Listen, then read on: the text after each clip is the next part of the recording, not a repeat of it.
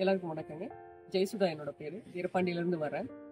நான் இப்போ உங்க முன்னாடி நின்று பேசிட்டு இருக்கிறேன் அப்படிங்கிறது எதுக்கு அப்படின்னு கேட்டீங்கன்னா, ஸ்ரீ அக்ஷய பாத்திரம் ட்ரஸ்ட் சார்பா உங்க முன்னாடி நின்று பேசிட்டு இருக்கேன்.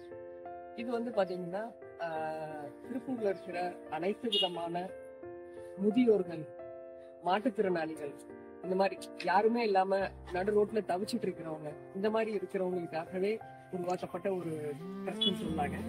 இதோட நிறுவனர்கள் பாத்தீங்கன்னா செந்தில்குமார் அண்ணா, நாகராஜ் அண்ணா, விஜயண்ணா, இவங்க 3 பேர்த்தோட இது ஒரு சும்மா சாதாரணமா அவங்க ரோட்ல போயிட்டு அவங்க பார்த்த ஒரு விஷயம், ரோட்ல சாப்பாடே இல்லாம கஷ்டப்படுறவங்கள பார்த்து அவங்களுக்கா தோணுன ஒரு விஷயம். இன்னைக்கு இப்படி ஒரு ஆலமரமா விரிஞ்சு நிக்கிறதுங்கிறது ரொம்ப பெரிய விஷயம். அது ஏன் இது ரொம்ப பெரிய விஷயம் சொல்றேன்னு கேட்டீங்கன்னா, இன்னைக்கு இந்த ட்ரஸ்ட் ஆரம்பிச்சு இன்னையோட பாத்தீங்கன்னா 1805வது நாள். இன்னைக்கு ஒரு நாள் கூட தவறாம சாப்பாடு எல்லா ஏரியாவையும் கவர் பண்ணி தன்னார்வலர்கள் அதிக அளவுல திருப்பூர்ல சாப்பாடு இல்லாம இருக்கிறாங்க அப்படிங்கிற நிலை இல்லாம கொண்டு வரணும் அப்படிங்கறத எங்களோட கருத்து.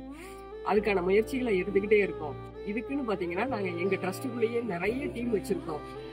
சாப்பாடு எப்படி, சாப்பாடோட தரம், அதை டெய்லி என்னென்ன பண்றாங்க, பொருள்ல எங்க வாங்குறாங்க, அதை சாப்பிட்டு பார்த்து நிறை குறைகளை நாங்களே சரி செஞ்சு அதுக்கப்புறம் தான் சாப்பாடு வெளியே போகும். இதுக்குன்னே ஒரு டீம் ஒர்க் பண்றோம். இந்த மாதிரி சாப்பாடு தரத்தை மட்டும் இல்ல, இது எங்களுக்கு எப்படி இந்த ஸ்பான்சர்ஷிப் வருது அதுக்குண்டான முயற்சிகள் எடுக்கிறதுக்கு ஒரு தனி டீம் இருக்காங்க. இது பாத்தீங்கன்னா எப்படி சொல்றதுன்னா, நீங்க எங்களுக்கு நிதியாவோ பொருளாவோ இந்த மாதிரி தான் கொடுத்து எங்களை ஊக்குவிக்கணும்னு அவசியம் கிடையாது.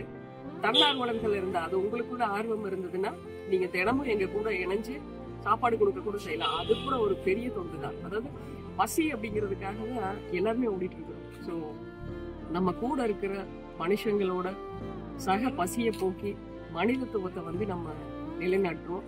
உலக அளவுல பண்ண முடியலன்னா கூட முடிஞ்ச அளவு நம்ம கூட இருக்கிறவங்களையாவது நம்ம பார்த்துக்கணும்னு நாங்க நினைக்கிறோம். எங்க கூட கை பொறுப்பீங்கன்னு நினைக்கிறேன்.